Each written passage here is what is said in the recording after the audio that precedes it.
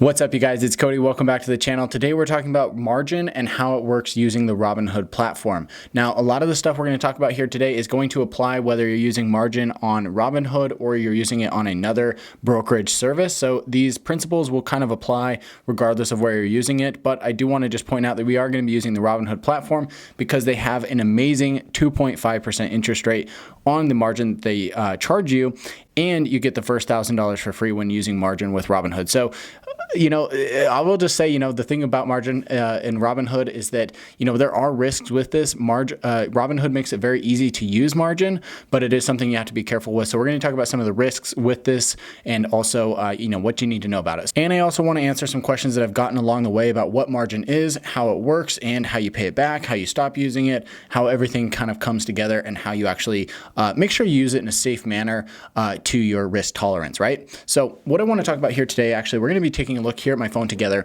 and let's jump into my account here on Robinhood and look at this. So we're going to come over here to the settings, and this information is here in Robinhood. So you should be able to find this fairly easily based on if you have Robinhood Gold, which you will need. So let's talk about Robinhood Gold really quick. Robinhood Gold is kind of their advanced platform that it's $5 a month. You get advanced market research data. You get level 2 information, which I believe includes the order book. And then you also get access to the margin, which, like I mentioned, you get the first $1,000 of margin interest free. So you don't have to pay for that. And then anything after that is 2.5%.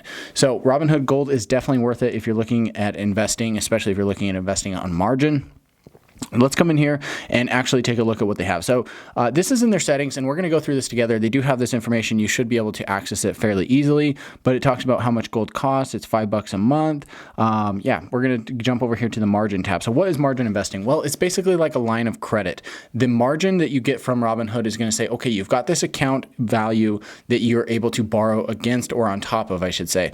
So let's say you have $5,000 in your account. You're going to be able to borrow roughly up to $5,000 of margin for your account. Now, that doesn't mean that you can invest all $5,000 onto one particular stock, because it also depends on the volatility of that stock as well. So that's something to kind of keep an eye out for, is that it is going to depend on the stocks and where you can actually use that margin at. Some stocks do not allow you to actually purchase them on margin. So what is margin? Well, it talks about what is margin investing. Like I just said, it is basically a line of credit that you can use to buy additional stocks on loan.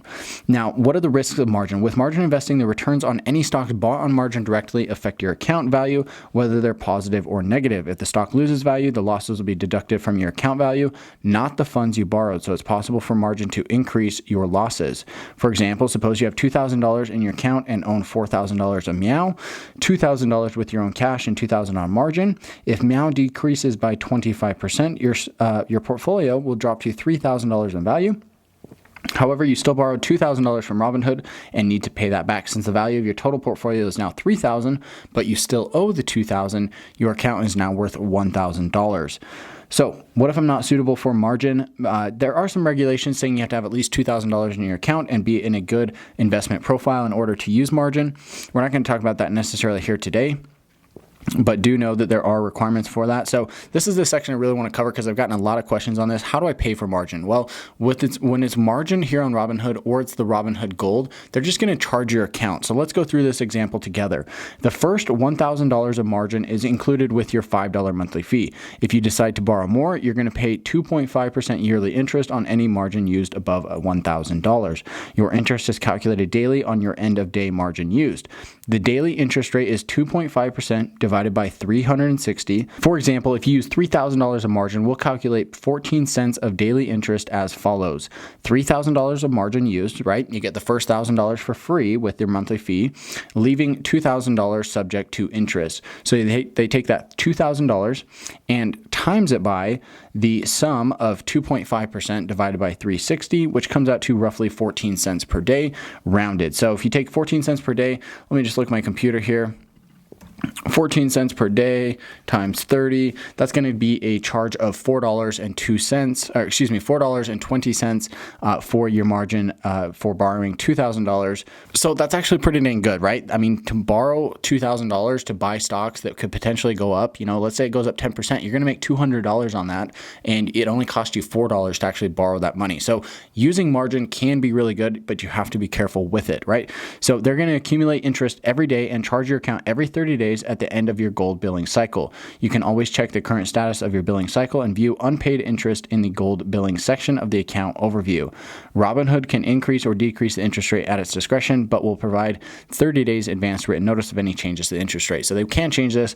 Who knows if it's going to change at this time? We're not expecting that to change. So how do I know when I'm using margin? You'll only start using margin once the cash in your account has been fully invested. So if you go buy shares in your account and you've got cash in your account, you're not going to be using margin for those purchases. You're going to be using cash. So kind of think of it as like a sliding scale, right? If you've got zero right here and you've got cash, let's say you've got $5,000. $5,000 is your account value. Let's say you've got $500 worth of stock or of cash that you're going to use to buy stock. If you've got that $500, you're going to be, let's just say you spend that $500, it's going to take you to zero, right? So still no margin used. However, let's say you spend $1,000. So you're going to use 500 of your own cash, and then you're going to use 500 of margin. That's going to take you 500 in the hole that you borrowed to purchase those stocks. So your account value is now worth 5,500, right? It's a gap between negative 500 and 5,000, and that's what your total account value is.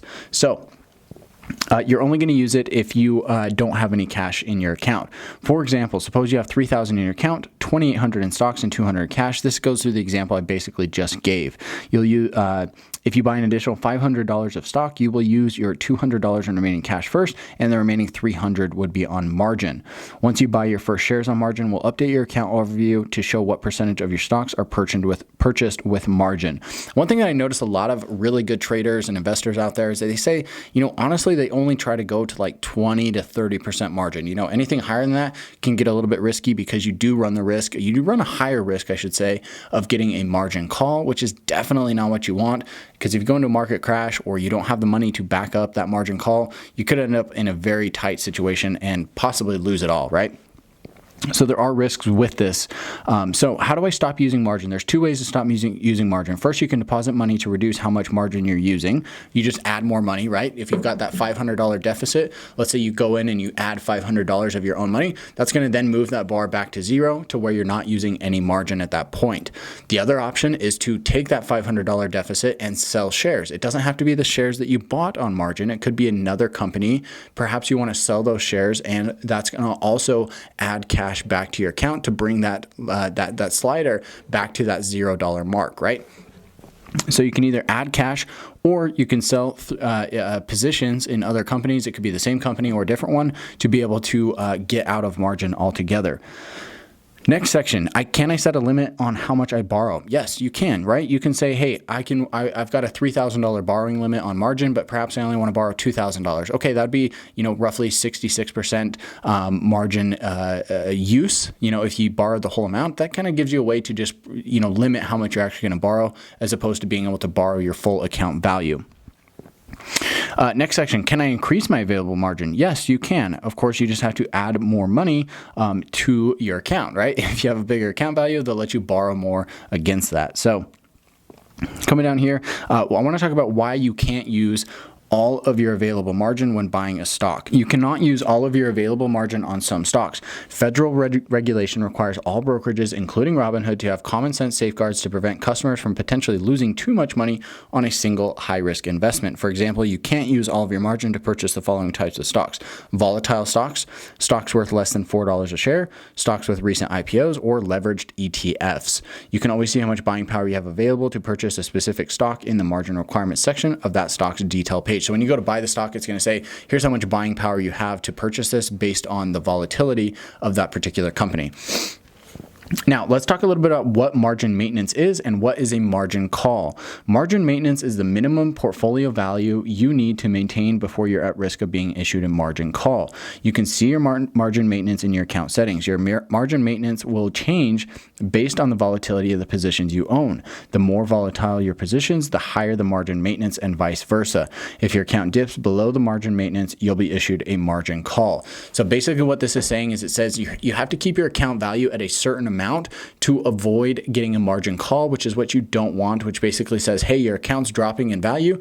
You need to put in some additional money into your account, or we're going to sell off your shares to cover the loan that you borrowed from us. So you have to maintain that margin requirement, and based on the volatility, right, there's also this other factor that comes into this that says if you have stocks that are more volatile than others, then that margin maintenance requirement is going to be higher. So let's take an example. Let's say you've got Apple, right? Apple's going to have a very low volatility because it's such a large company. It's not expected to drop 20, 30, 40, 50% in a day. It's not going to rise 20, 30, 40, 50% in a day. It might go up, 1%, and that's a pretty big deal. However, on the other hand, let's take, a pharmaceutical company, right? Maybe a pharmaceutical company is facing bankruptcy, right? That's going to be a very volatile stock. It could shoot up, 100% if good news comes out. It could crash and go to zero if bad news comes out. So you've kind of got these two, ranges, and you've always got to look at the volatility of that particular company as well as what the share price is doing and how volatile that is to factor in what your margin maintenance is going to be. Now, let's talk about margin calls. So what is a margin call? A margin call happens when the value of the underlying stocks in your account fall, causing the account's value to fall below your margin maintenance. If you get a margin call, you're going to have 3 days to bring your account value back up to your margin maintenance. The best way to avoid a margin call is to stay informed about the price movements in the stocks you bought on margin.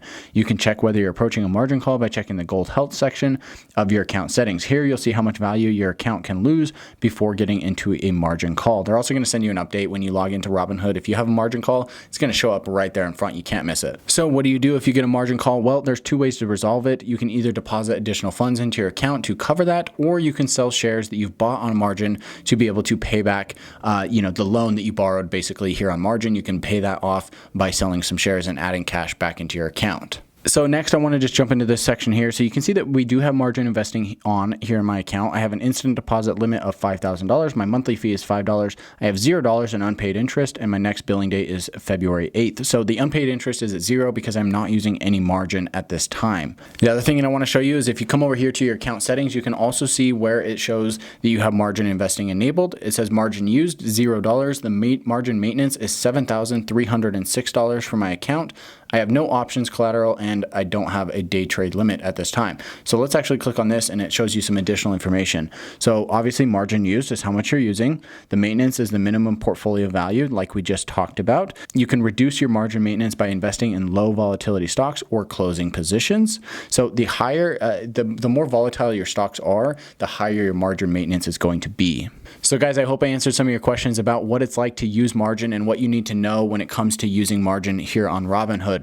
Obviously, there's risks associated with it, but it can be a powerful tool if you use it wisely. If you have very high conviction in a trade or in a particular company, you can use it to purchase additional shares of that company and be able to grow your account quicker because you don't need to have as much cash on hand to actually go and purchase those shares. So that being said, it's a very powerful tool, but be very careful with it because I have heard stories, horror stories actually, of people losing a lot of money or basically losing it all when investing on margin. So be very careful with that. If you enjoyed this content and you want to support my channel, there's a link in the description below where you can sign up for a new Robinhood account, and they're going to deposit 1 free stock into your account valued somewhere between $2 and $200. So you can get a free share there. There's also a link for Webull where you can get up to 4 free stocks right now after you open a Webull account and deposit $100. That's another great way to support the channel. I get some shares, you get some shares. It's an awesome return. Honestly, the promo with Webull is a little bit better, but I would honestly recommend doing both because you can get free shares. It's honestly free money, and yeah, it's definitely well worth it. So thank you so much for watching, guys. Give me a thumbs up here on the video if you enjoyed this content. Don't forget to subscribe to the channel, and don't forget to check out some of my other videos. Consider sharing this with a friend or a family member who also might be interested in margin investing. With that said, I'll catch you in the next one.